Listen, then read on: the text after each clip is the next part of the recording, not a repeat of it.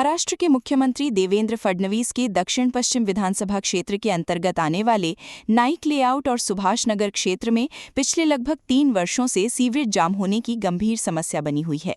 स्थानीय नागरिकों का आरोप है कि वर्ष 2023 से शुरू हुई इस समस्या के कारण हजारों लोगों का जीवन प्रभावित हो रहा है, लेकिन बार बार शिकायतों और निवेदनों के बावजूद नागपुर महानगर पालिका की ओर से स्थायी समाधान नहीं किया गया। रहवासियों के अनुसार गटर जाम होने से कई स्थानों पर सीवरेज का गंदा पानी सड़कों के साथ साथ घरों और आंगनों तक पहुंच रहा है।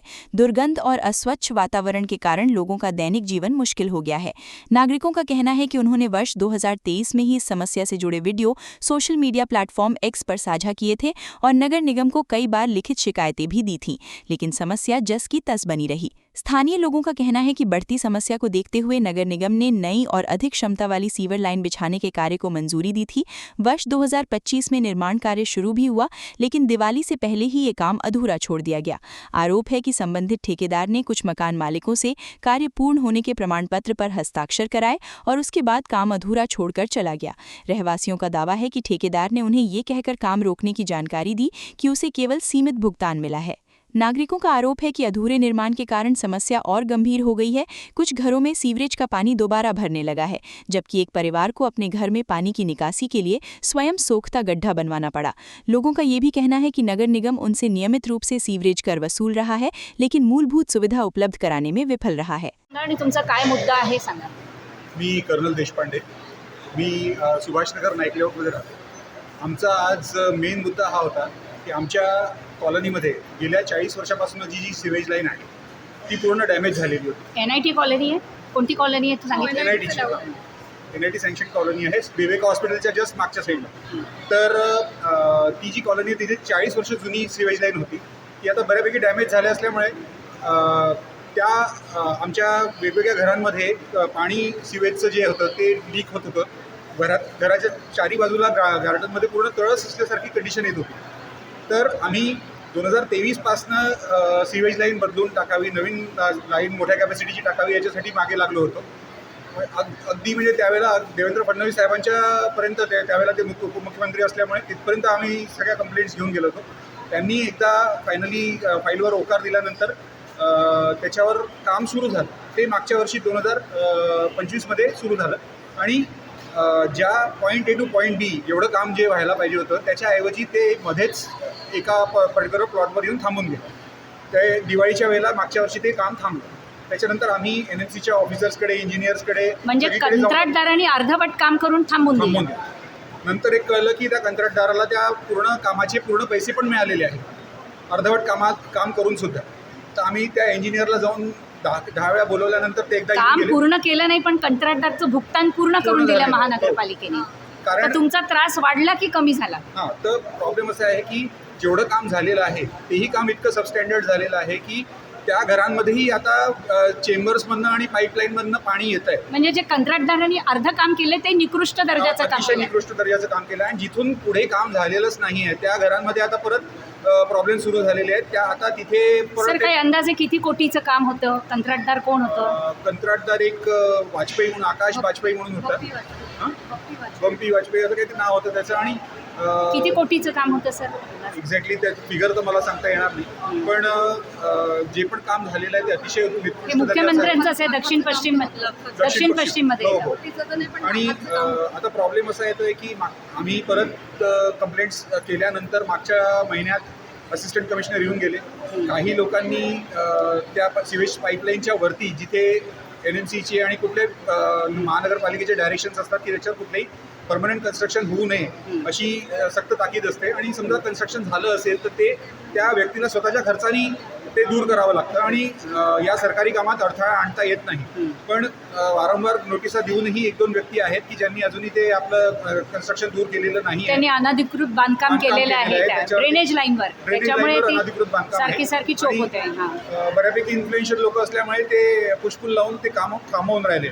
तर आता प्रॉब्लेम असा आहे की त्या नोटिसा ज्या पण NMC वाले देतात आहेत त्याला काही ते उत्तर देत नाही आहेत आणि काम पुढे होऊ देत नाही। आता प्रॉब्लेम असा झालेला आहे की एका घरामध्ये सिवेजचं पाणी इतकं जास्ती हे लागलं ते त्यांना स्वतःचा पर्सनल एक सोकपीट तयार करावं लागले ते सोकपीटमध्ये पूर्ण सामान जातं आणि आता इश्यू असं झालेला आहे की जुनी आणि नवीन लाईन जी काही आहे त्याच्यामधनं पाणी सगळं जमिनीत मुरत आहे आणि ते पाणी आता प्रत्येक घराघरातल्या विहिरींमध्ये पर्यंत पोहोचलेलं आहे. विहिरीचं पाणी आता तुम्ही भूजल दूषित होते. पाणी प्यायला तर वापरू शकत नाही. तुम्ही जेव्हा झाडांना पाणी टाकता तेव्हाही त्याच्यातनं ते सिवेजचा वास येतो. तर आरोग्याच्या दृष्टीने फारच गंभीर परिस्थिती निर्माण झालेली आहे. किती लोकवस्ती आहे सर ती NIT कॉलनीमध्ये? किती कुटुंब प्रभावित होतात? आमच्या याच्यात टोटल 36 घरं आहेत, 36 प्लॉट्स आहेत. त्याच्यातल्या जवळपास 8 प्लॉटमध्ये तर आता फ्लॅट झालेले आहेत. पहिले इंडिव्हिज्युअल घरं होते, आता जवळपास 8 फ्लॅट्स आहेत. म्हणजे आणखी त्या जुन्या ह्याच्यात ताण वाढला हां. फ्लॅट स्कीममुळे. तर नवीन पाईपलाईनचं काम जे आहे ते इतकं अर्धवट सोडून दिलं आणि इतकं निकृष्ट दर्जाचं झालेलं आहे की वाढीव आता लोकसंख्येच्या प्रमाणे ते काम चांगल्या दर्जाचं आणि मोठ्या कॅपॅसिटीचं व्हायला पाहिजे होतं, ते झालेलं नाही. सर मला एक सांगा, गडकरी साहेब नेहमी जनसंपर्क वगैरे घेतात, त्यांच्यापर्यंत निवेदन दिलं नाही का तुम्ही? गडकरी साहेबांपर्यंत अजून तर गेलं नाही, पण आम्ही फडणवीस साहेबांपर्यंत गेलेलो आहे. असिस्टंट कमिशनर आणि मागच्या वेळेला अभिजित चौधरी साहेब, आता तुम्ही आयुक्त साहेबांना भेटले, त्यांनाही भेटून आलो. निवेदन दिलं? मागच्या आयुक्तांनाही भेटून आलो होतो. तर त्यांनी पण ताकीद दिली होती की लवकरात लवकर यांचं काम करा वगैरे वगैरे. त्याच्यानंतर काम सुरू झालं होतं पण ते अर्धवट होऊन थांबून गेलं. सर मी असं ऐकलं कंत्राटदार म्हणतो की माझं काम, मला इतकंच भुगतान मिळालं आणि माझं काम इतकंच होतं. नाही, आता याच्यामध्ये NMC कडे आता आम्हाला RTI किंवा बाकीचे जे पर्याय राहिलेले आहेत ते वापरावे लागतील. कुठलाही वर्क ऑर्डर जेव्हा देतो तेव्हा point A two point B असा तो वर्क ऑर्डर असतो. जर त्या वर्क ऑर्डरप्रमाणे काम झालेलं नाही तर आम्ही ते ग्राउंडवर दाखवू शकतो. आम्ही फक्त अजून RTI करून किंवा गव्हर्नमेंटला किंवा NMCला प्रॉब्लेममध्ये आणण्याचा प्रयत्न आमचा अजून केलेला नाही आम्ही. पण जर सामान्य माणूस तसंही ते करत नाही, त्यांना फक्त समाधान हवं असतं आपल्या महाराष्ट्र समस्यांचं. गव्हर्नमेंटच्या वेबसाईटवर आम्ही पोर्टलवर कंप्लेंट केलेली आहे, आता इतक्यातच केलेली आहे आणि त्याचं पुढे पण दुर्गंधीचा आणि अनारोग्य हा त्रास सगळे तिकडचे आता मग म्हणजे हे प्रायोरिटीवर घेण्यासारखी समस्या असं वाटत नाही का तुम्हाला? एकदम आता दुसरा फायनल ऑप्शन म्हणजे आता प्रधानमंत्री किंवा ते CP ग्रॅम्स वेबसाईट असते त्याच्यावर जाऊन मग आता आम्हाला कंप्लेंट करावी लागेल आणि अशा मुख्यमंत्र्यांच्या मतदारसंघासाठी आता पंतप्रधान कार्यालयापर्यंत जाण्याची मानसिकता झाली आहे त्यांच्या मतदारांची. ॲक्च्युली सरकारच्या पॉलिसीज चांगल्या आहेत, सगळं चांगलं आहे, पण ॲक्च्युली इम्प्लिमेंटेशन ऑन ग्राउंड जे व्हायला पाहिजे ते होत नाही आहे. तोच मेन प्रॉब्लेम आहे. काम करणारे कामं शेवटी NMC वालेच आहे.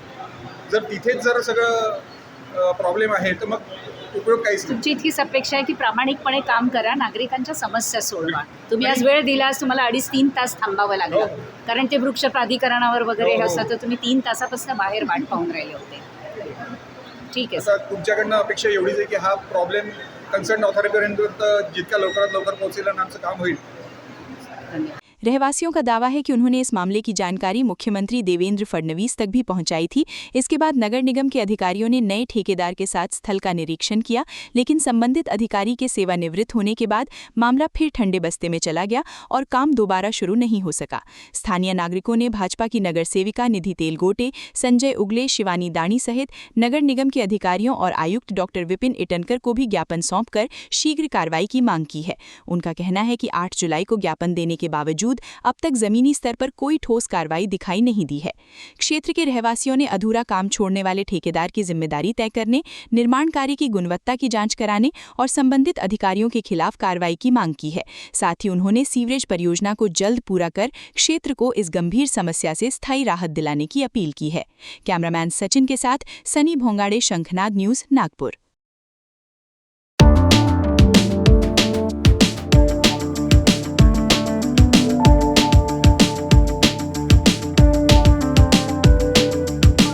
हेच आपल्या स्वप्नातलं घर आहे. पण कसं होईल?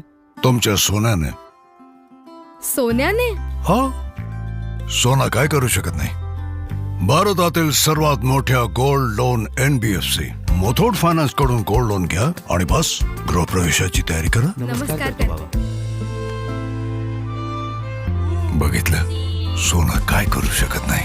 कॉल करा 1-800-313-1212 भारतातील सर्वात मोठ्या gold loan NBFC Muthoot finance कडून गोल्ड लोन घ्या आणि मग पहा सोना काय करू शकत नाही. कॉल करा 1-800-313-1212.